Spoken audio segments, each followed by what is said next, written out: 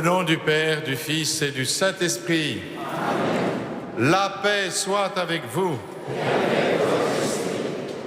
Bonsoir à tous qui êtes présents dans cette église de Saint-Germain-l'Auxerrois. Bonsoir aussi à ceux qui nous écoutent sur Radio Notre-Dame fidèlement et ceux qui nous regardent sur la télévision KTO.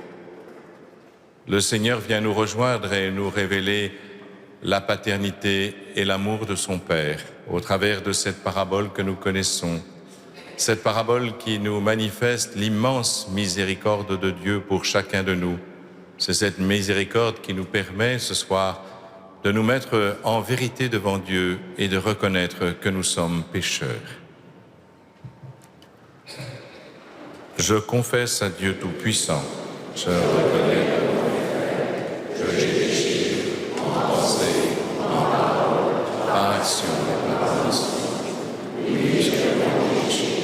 C'est pourquoi je supplie la Vierge Marie, les anges et les saints, et vous aussi, mes frères, de prier pour moi, le Seigneur. Que Dieu Tout-Puissant nous fasse miséricorde, qu'il nous pardonne nos péchés et nous conduise à la vie éternelle.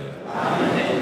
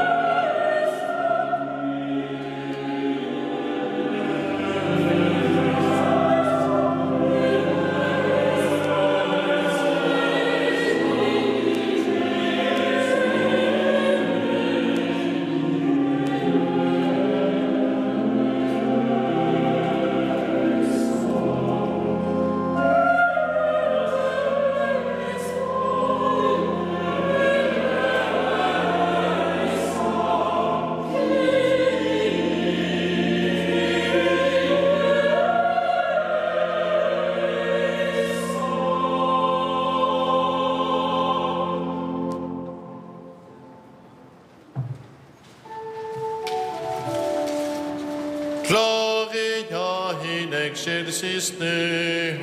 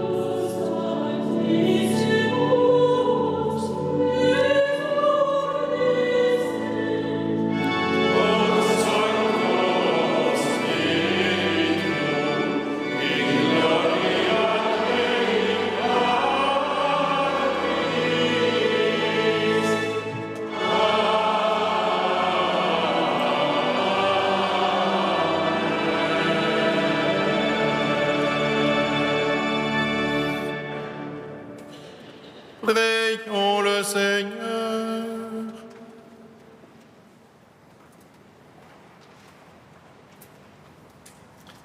Dieu, créateur et maître de toutes choses, regarde-nous. Et pour que nous ressentions l'effet de ton amour, accorde-nous de te servir avec un cœur sans partage par Jésus-Christ, ton Fils, notre Seigneur et notre Dieu, qui vit et règne avec toi dans l'unité du Saint-Esprit, maintenant et pour les siècles des siècles.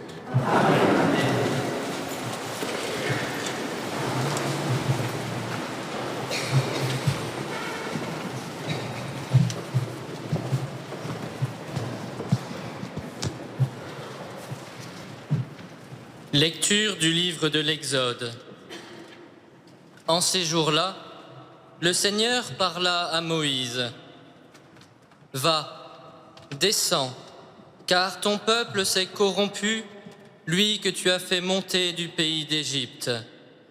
Ils n'auront pas mis longtemps à s'écarter du chemin que je leur avais ordonné de suivre. Ils se sont fait un veau en métal fondu et se sont prosternés devant lui. Ils lui ont offert des sacrifices en proclamant « Israël, voici tes dieux qui t'ont fait monter du pays d'Égypte. » Le Seigneur dit encore à Moïse « Je vois que ce peuple est un peuple à la nuque raide. Maintenant, laisse-moi faire. Ma colère va s'enflammer contre eux et je vais les exterminer. Mais de toi, je ferai une grande nation. » Moïse apaisa le visage du Seigneur son Dieu en disant « Pourquoi, Seigneur, ta colère s'enflammerait-elle contre ton peuple que tu as fait sortir du pays d'Égypte par ta grande force et ta main puissante? Souviens-toi de tes serviteurs, Abraham, Isaac et Israël, à qui tu as juré par toi-même « Je multiplierai votre descendance comme les étoiles du ciel. Je donnerai, comme je l'ai dit, tout ce pays à vos descendants, et il sera pour toujours leur héritage. » Le Seigneur renonça au mal qu'il avait voulu faire à son peuple.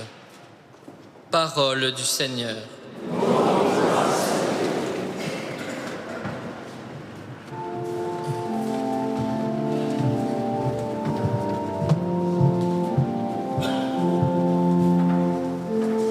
Oui, je me lèverai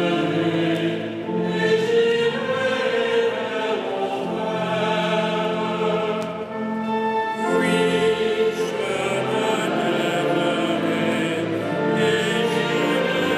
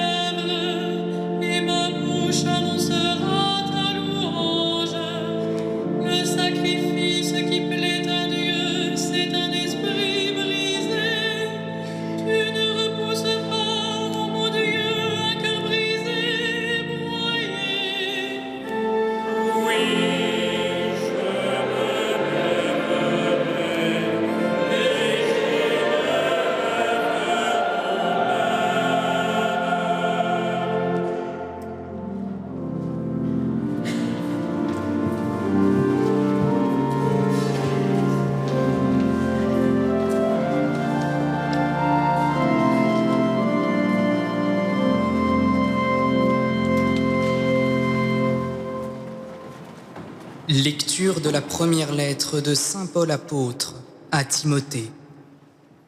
Bien-aimé, je suis plein de gratitude envers celui qui me donne la force, le Christ Jésus notre Seigneur. Car il m'a estimé digne de confiance lorsqu'il m'a chargé du ministère. Moi qui étais autrefois blasphémateur, persécuteur, violent. Mais il m'a été fait miséricorde, car j'avais agi par ignorance, n'ayant pas encore la foi. La grâce de notre Seigneur a été encore plus abondante avec la foi et avec l'amour qui est dans le Christ Jésus. Voici une parole digne de foi et qui mérite d'être accueillie sans réserve. Le Christ Jésus est venu dans le monde pour sauver les pécheurs, et moi, je suis le premier des pécheurs. Mais s'il m'a été fait miséricorde, c'est afin qu'en moi, le premier, le Christ Jésus montre toute sa patience pour donner un exemple à ceux qui devaient croire en lui en vue de la vie éternelle. Au Roi des siècles, Dieu immortel, invisible et unique, honneur et gloire pour les siècles des siècles. Amen. Parole du Seigneur.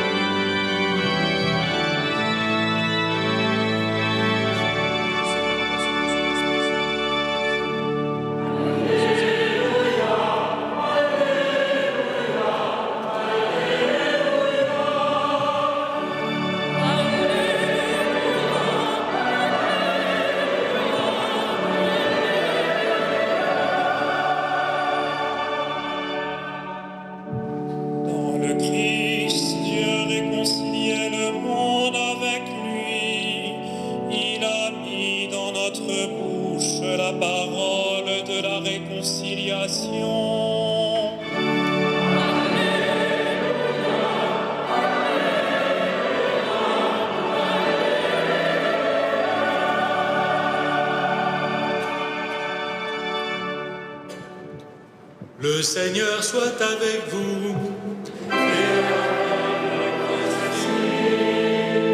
Évangile de Jésus-Christ selon saint Luc.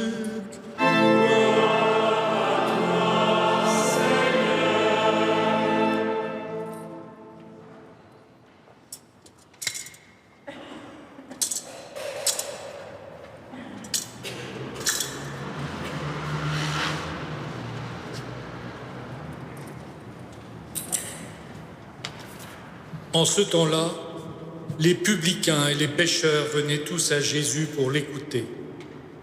Les pharisiens et les scribes récriminaient contre lui. Cet homme fait bon accueil aux pécheurs et il mange avec eux. Alors Jésus leur dit cette parabole. Si l'un de vous a 100 brebis et qu'il en perd une, n'abandonne-t-il pas les 99 autres dans le désert pour aller chercher celle qui est perdue jusqu'à ce qu'il la retrouve? Quand il l'a retrouvée, il la prend sur ses épaules, tout joyeux, et de retour chez lui, il rassemble ses amis et ses voisins pour leur dire « Réjouissez-vous avec moi, car j'ai retrouvé ma brebis, celle qui était perdue. » Je vous le dis, c'est ainsi qu'il y aura de la joie dans le ciel pour un seul pécheur qui se convertit, plus que pour 99 justes qui n'ont pas besoin de conversion.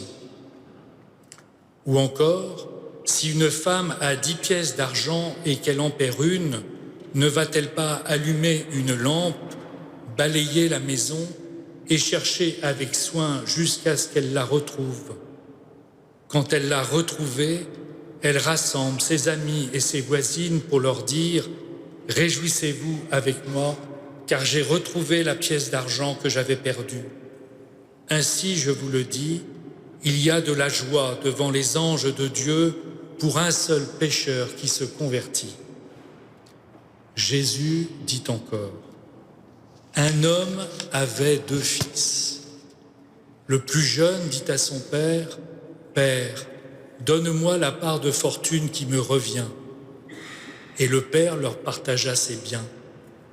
Peu de jours après, le plus jeune rassembla tout ce qu'il avait et partit pour un pays lointain où il dilapida sa fortune en menant une vie de désordre. Il avait tout dépensé quand une grande famine survint dans ce pays et il commença à se trouver dans le besoin. Il alla s'engager auprès d'un habitant de ce pays qui l'envoya dans ses champs garder les porcs. Il aurait bien voulu se remplir le ventre avec les gousses que mangeaient les porcs, mais personne ne lui donnait rien. Alors il rentra en lui-même et se dit, « Combien d'ouvriers de mon père ont du pain en abondance et moi, ici, je meurs de faim. Je me lèverai, j'irai vers mon père et je lui dirai, « Père, j'ai péché contre le ciel et envers toi. Je ne suis plus digne d'être appelé ton fils. Traite-moi comme l'un de tes ouvriers. » Il se leva et s'en alla vers son père. Comme il était encore loin, son père l'aperçut et fut saisi de compassion. Il courut se jeter à son cou et le couvrit de baisers. Le fils lui dit, « Père, j'ai péché contre le ciel et envers toi, je ne suis plus digne d'être appelé ton fils. » Mais le père dit à ses serviteurs, « Vite, apportez le plus beau vêtement pour l'habiller, mettez-lui une bague au doigt et des sandales aux pieds. Allez chercher le veau gras, tuez-le, mangeons et festoyons, car mon fils que voilà était mort et il est revenu à la vie. Il était perdu et il est retrouvé, et ils commencèrent à festoyer. Or, le fils aîné était au champ. Quand il revint et fut près de la maison, il entendit la musique et les danses. Appelant un des serviteurs, il s'informa de ce qui se passait. Celui-ci répondit, « Ton frère est arrivé et ton père a tué le veau gras parce qu'il a retrouvé ton frère en bonne santé. » Alors le fils aîné se mit en colère et il refusait d'entrer. Son père sortit le supplier, mais il répliqua à son père, « Il y a tant d'années que je suis à ton service sans avoir jamais transgressé tes ordres, et jamais tu ne m'as donné un chevreau pour festoyer avec mes amis. Mais quand ton fils que voilà est revenu, après avoir dévoré ton bien avec des prostituées, tu as fait tuer pour lui le veau gras. » Le père répondit, « Toi, mon enfant, tu es toujours avec moi, et tout ce qui est à moi est à toi. Il fallait festoyer et se réjouir, car ton frère que voilà était mort, et il est revenu à la vie. Il était perdu et il est retrouvé. » Acclamons la parole de Dieu.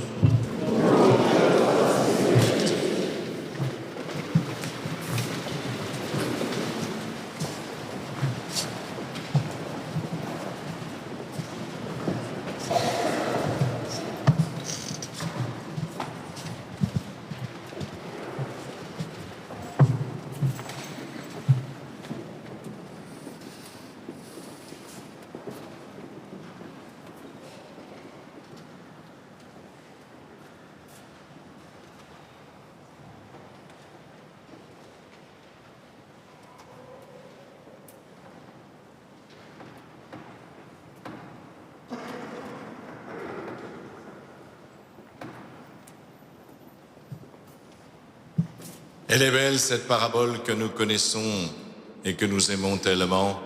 Cette parabole qui est dit du fils prodigue, vous le savez comment elle commence. Un homme avait 2 fils. Oui, ça commence comme cela. Seulement quand on arrive à la fin de l'évangile, on se dit non, c'est une erreur. Ce n'est pas un homme avait 2 fils, c'est 2 hommes avaient un père. C'est ça la vérité. Et oui, parce que il me semble qu'avant d'être père, il faut apprendre à être fils, et cela, apparemment, ne le savait pas. Oui, c'est bien ce père qui est mis en avant. Les 2 fils, eux, sont tout à fait quelconques. Au fond, chacun d'entre nous pourrait se reconnaître en eux. Le premier ne voit en son père qu'un légataire universel. En plus, il n'attend même pas qu'il soit mort pour avoir l'héritage. Quant au second, il n'est là que par obligation. Leur point commun, parce qu'ils ont un point commun quand même, c'est qu'ils ne connaissent pas leur père. Ont-ils seulement pour lui de l'affection? On peut se poser la question. Il est important de réfléchir à cela parce que ce qui est important, ce que le Seigneur veut nous signifier, ce ne sont pas ces deux fils auxquels on peut s'identifier, c'est ce Père que nous ne connaissons pas. C'est intéressant de voir que Jésus met cette figure de Père justement en ce moment où on est en train de préparer des lois qui permettent à des enfants de ne pas connaître leur Père et de n'en pas avoir d'ailleurs. Et la question se pose, me semble-t-il, en écoutant cette parabole, de savoir, mais qu'est-ce qu'un père? Est-ce qu'un père, c'est un géniteur, comme on nous le dit aujourd'hui? Ah, il me semble que c'est un peu court. Le père de l'Évangile, visiblement, n'est pas un simple géniteur. Alors, est-il un éducateur? Oh, certainement. Celui-là a passé du temps à suivre ses enfants, à les faire grandir et à les éduquer. Mais on voit bien que son comportement est bien différent de celui d'un professeur des écoles. Les psychologues, pourquoi ne pas les croire? Les psychologues nous disent que le rapport de l'enfant avec sa mère est naturellement fusionnel. C'est un petit peu normal puisqu'elle le porte en elle, il grandit en elle pendant 9 mois et quand il est séparé d'elle, c'est au moment de la naissance. Il y a donc forcément un lien fusionnel qu'il va falloir bien sûr faire évoluer. Et le père est justement celui qui permet à l'enfant de prendre sa juste place par rapport à la mère pour lui permettre à cet enfant d'acquérir son autonomie. Mais il me semble que le père est aussi celui que l'enfant regarde pour s'humaniser. Car un père humain, est celui qui passe de la force au service. Dans le règne animal, vous le savez, le mâle dominant, enfin du moins le mâle quand il devient dominant pour engendrer, manifeste sa force et sa puissance. Le Père dans l'humanité est celui qui passe de la force au service. Et cela permet justement d'échapper au seul rapport de force qui existe dans la nature. Et le Père de la parabole, nous l'avons entendu, est bien celui qui possède la force et la puissance. C'est bien lui qui possède les biens et l'héritage que convoitent ses fils. Mais il est surtout celui qui sort de sa maison. Il va sortir de sa maison pour accueillir celui qu'il espère voir revenir. Il est là, il guette, et quand il revient, il va au-devant de lui pour le prendre dans ses bras. Le Père est celui qui sort de sa maison pour aller chercher celui qui refuse d'entrer se pensant victime d'une injustice. Oui, le Père est celui qui sort de lui-même. La concurrence entre des frères que l'amour fusionnel de la mère peut exacerber, comme le montrent ceux qui ont étudié les matriarcats des temps passés, eh bien, justement, le Père est celui qui va permettre de dépasser cette concurrence.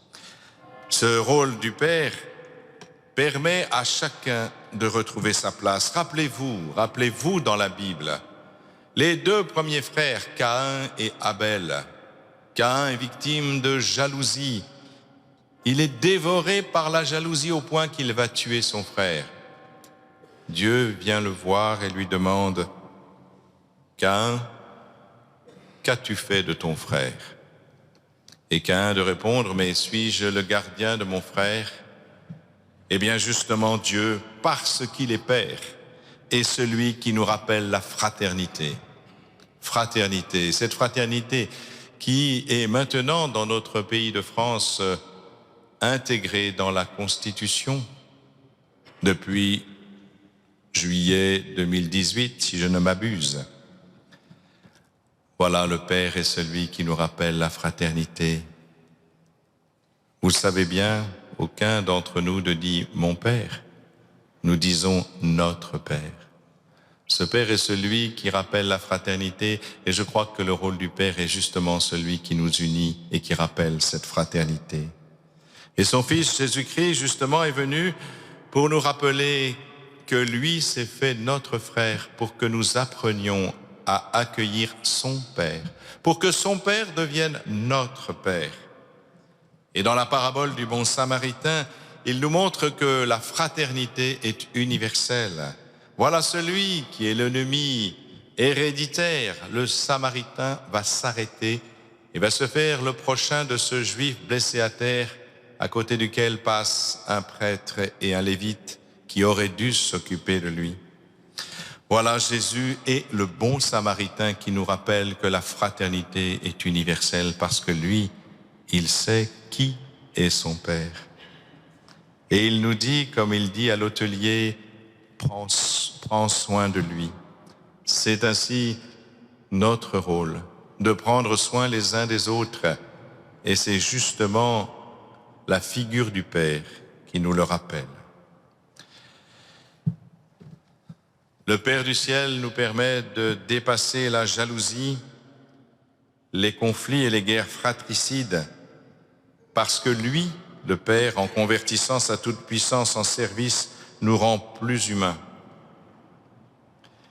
Le Christ Jésus lui-même l'a montré, car en prenant chair de notre chair, il vient transformer notre humanité, en montrant à cette humanité le chemin qui va de la force au service. Rappelez-vous ce que dit saint Paul quand il écrit aux Philippiens, lui, Jésus, de condition divine, qui a en lui la toute-puissance de son Père, ne retint pas jalousement le rang qu'il l'égalait à Dieu, mais il s'est anéanti, prenant la condition de serviteur. Et même le mot pourrait signifier aussi esclave. Voilà ce que nous apprend cette parabole, à accueillir la figure d'un Père indispensable. Indispensable parce que toute paternité ne peut venir que de Dieu. Nous ne sommes pas des géniteurs, nous les prêtres, mais nous apprenons simplement à accueillir la paternité de Dieu, celle qui nous permet de nous faire appeler Père, c'est simplement cette paternité de Dieu que nous essayons d'exercer. Puisque le rôle d'un évêque et le rôle d'un curé, le rôle des prêtres, c'est d'unir le peuple de Dieu et de surmonter les divisions de ce peuple de Dieu. Nous n'avons pas à prendre parti pour un tel ou un tel, en fonction effectivement des dissensions qui peuvent exister entre nous, hélas. Il est de réunir, il est d'unifier, il est de faire jaillir la paix entre nous et d'établir cette fraternité qui manque tant à notre société. Voilà, je crois, comment la paternité divine nous apprend à devenir père.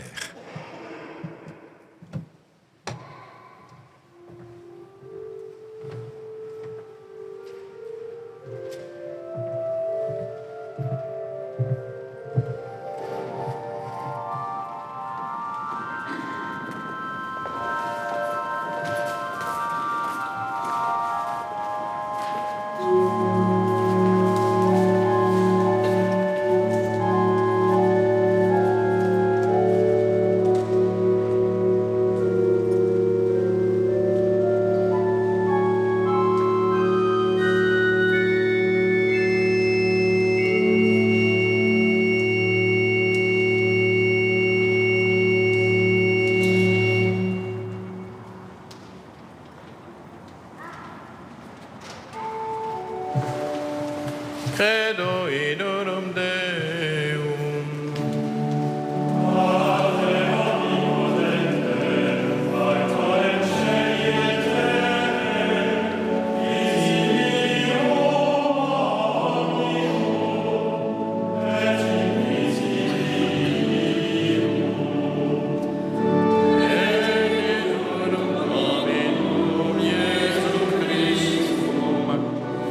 Deum Dei origine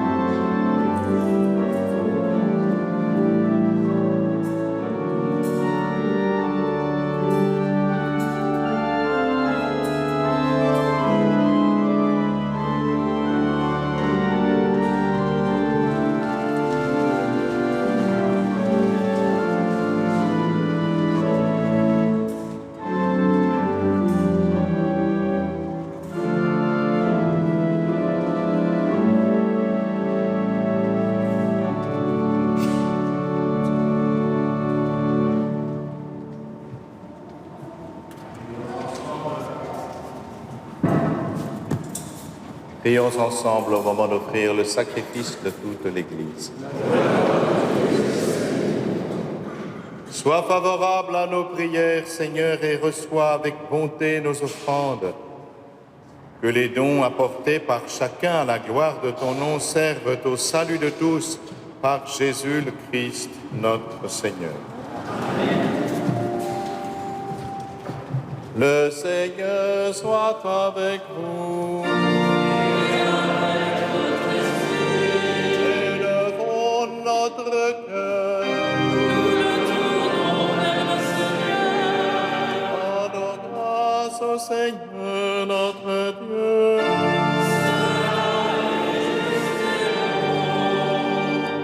Vraiment, il est juste et bon de te rendre gloire, de t'offrir notre action de grâce toujours et en tout lieu.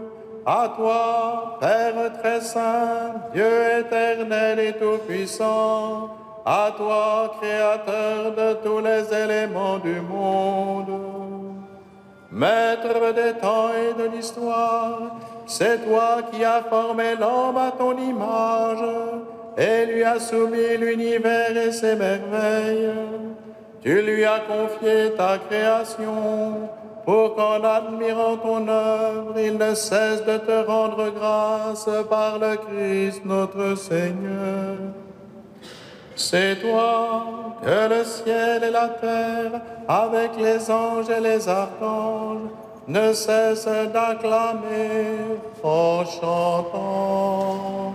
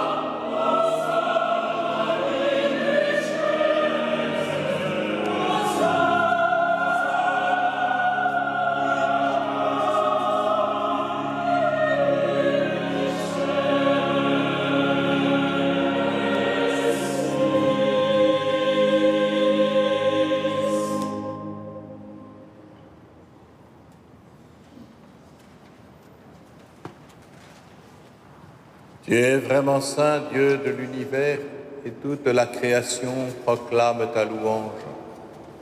Car c'est toi qui donnes la vie. C'est toi qui sanctifies toutes choses par ton Fils, Jésus-Christ notre Seigneur, avec la puissance de l'Esprit Saint. Et tu ne cesses de rassembler ton peuple afin qu'il te présente partout dans le monde une offrande pure. C'est pourquoi nous voici rassemblés devant toi et dans la communion de toute l'Église en ce premier jour de la semaine. Nous célébrons le jour où le Christ est ressuscité d'entre les morts. Par lui, que tu as élevé à ta droite, Dieu Tout-Puissant, nous te supplions de consacrer toi-même les offrandes que nous apportons. Sanctifie-les par ton esprit pour qu'elles deviennent le corps et le sang de ton Fils, Jésus-Christ notre Seigneur, qui nous a dit de célébrer ce mystère.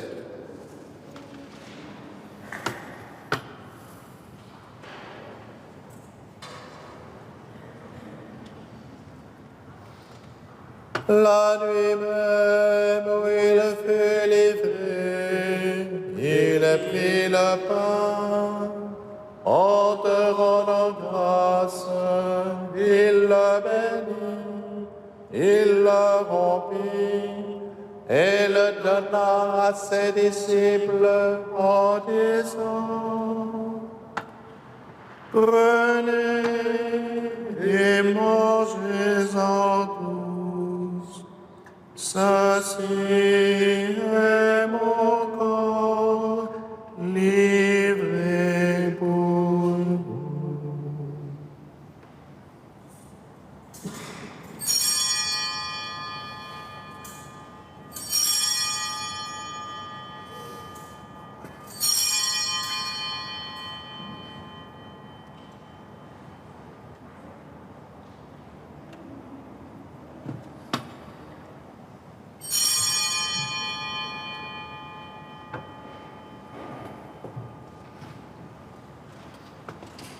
De même, à la fin du repas, il prit la coupe. En te rendant grâce, il la bénit et la donna à ses disciples en disant: Prenez et buvez-en tous, car ceci est la coupe de mon sang, le sang de l'alliance nouvelle éternelle, qui sera versé pour vous et pour la multitude, en rémission des péchés. Vous ferez cela en mémoire de moi.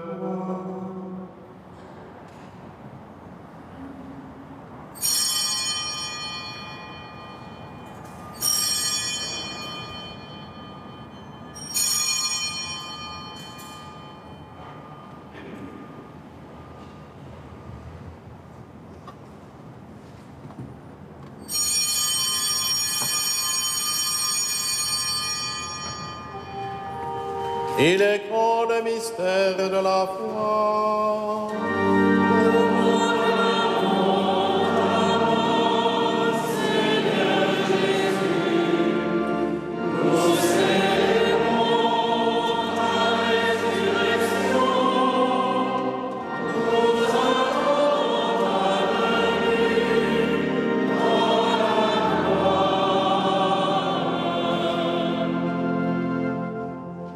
En faisant mémoire de ton Fils, de sa passion qui nous sauve, de sa glorieuse résurrection et de son ascension dans le ciel, alors que nous attendons son dernier avènement, nous présentons cette offrande vivante et sainte pour te rendre grâce. Regarde, Seigneur, le sacrifice de ton Église et daigne y reconnaître celui de ton Fils qui nous a rétablis dans ton alliance. Quand nous serons nourris de son corps et de son sang et remplis de l'Esprit Saint, accorde-nous d'être un seul corps et un seul esprit dans le Christ.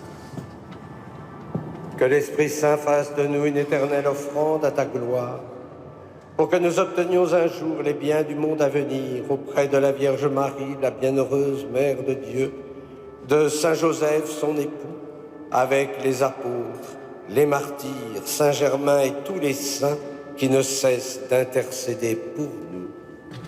Et maintenant, nous te supplions, Seigneur, par le sacrifice qui nous réconcilie avec toi, étends au monde entier le salut et la paix. Affermis la foi et la charité de ton Église au long de son chemin sur la terre. Veille sur ton serviteur, le pape François, et notre évêque Michel, les évêques que tu lui as donnés pour auxiliaires, Denis, Thibaut et Philippe, l'ensemble des évêques, les prêtres, les diacres et tout le peuple des rachetés. Écoute les prières de ta famille assemblée devant toi et ramène à toi, Père, très aimant, tous tes enfants dispersés. Pour nos frères défunts, pour les hommes qui ont quitté ce monde et dont tu connais la droiture, nous te prions. Reçois-les dans ton royaume où nous espérons être comblés de ta gloire, tous ensemble et pour l'éternité, par le Christ notre Seigneur, par qui tu donnes au monde toute grâce et tout bien.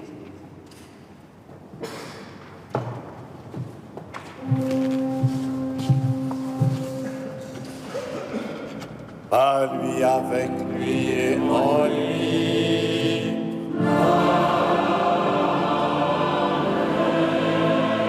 À toi, Dieu le Père Tout-Puissant, dans l'unité du Saint-Esprit.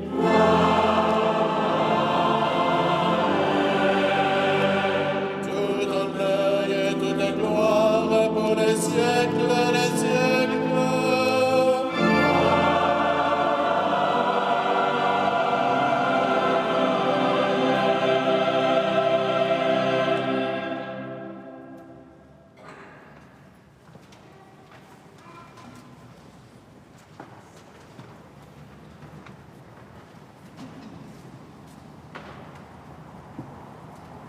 Unis dans le même esprit, nous pouvons dire avec confiance la prière qui nous permet de nous tourner vers le Père. Notre Père, qui es aux cieux, que ton nom soit sanctifié, que ton règne vienne, que ta volonté soit faite sur la terre comme au ciel. Donne-nous aujourd'hui notre pain de ce jour. Pardonne-nous nos offenses, comme nous pardonnons aussi à ceux qui nous ont offensés, et ne nous laisse pas entrer en tentation, mais délivre-nous du mal. Délivre-nous de tout mal, Seigneur, et donne la paix à notre temps. Par ta miséricorde, libère-nous du péché. Rassure-nous devant les épreuves en cette vie où nous espérons le bonheur que tu promets et l'avènement de Jésus-Christ, notre Sauveur. Car c'est toi,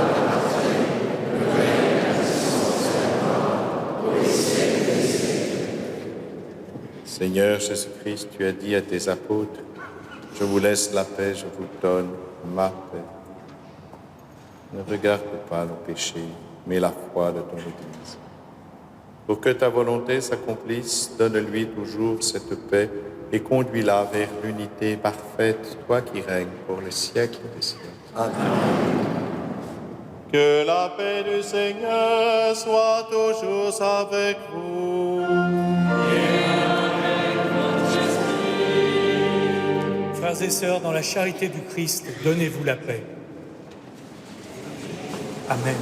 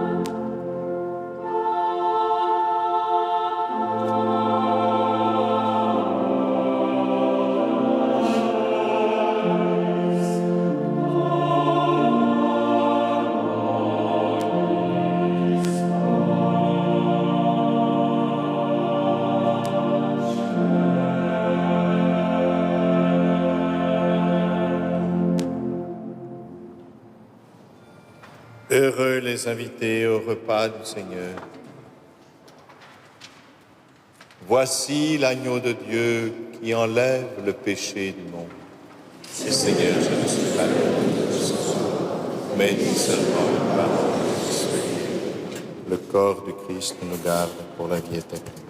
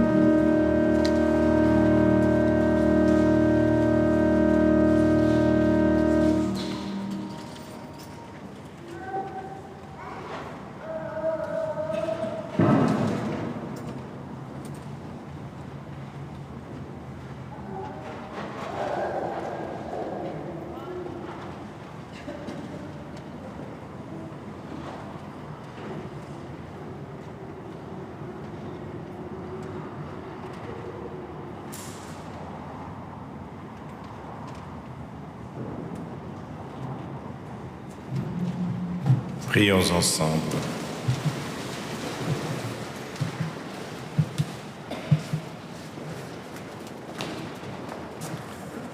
Que la grâce de cette communion, Seigneur, saisisse nos esprits et nos corps, afin que son influence et non pas notre sentiment domine toujours en nous, par Jésus le Christ, notre Seigneur.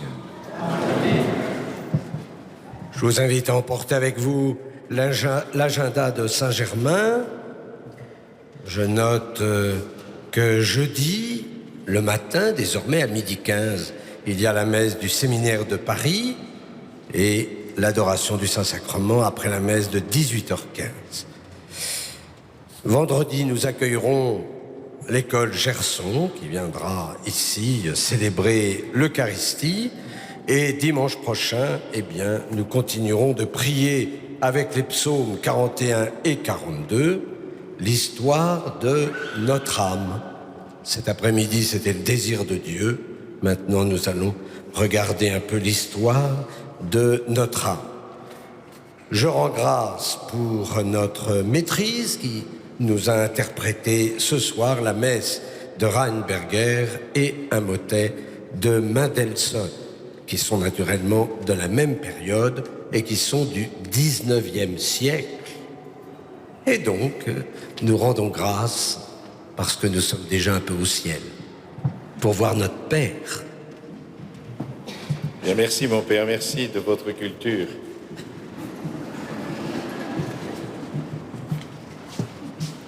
Le Seigneur soit avec vous.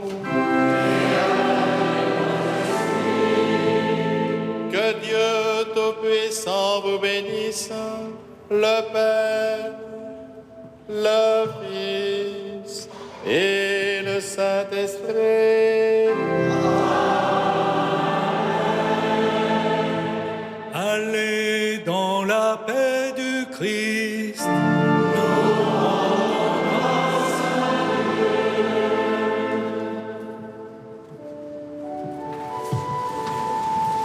Salve Regina.